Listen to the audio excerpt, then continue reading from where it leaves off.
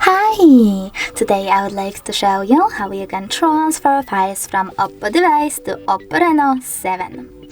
First of all, you need to access Play Store on both smartphones, tap on the search bars and type in Send Anywhere. Then download this app from this developer and open it.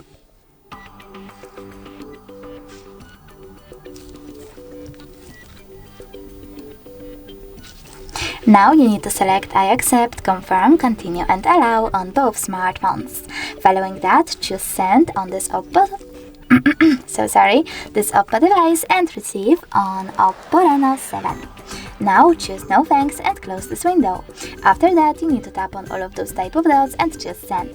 This way you will select all of your files and transfer them later on. It will take some time, so I will go with only one song.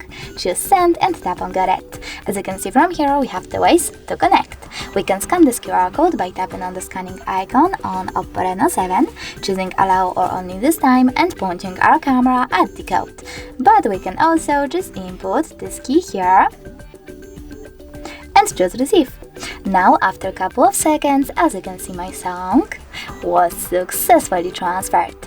Thanks so much for watching. If you enjoyed this video, don't forget to leave a like, comment and subscribe.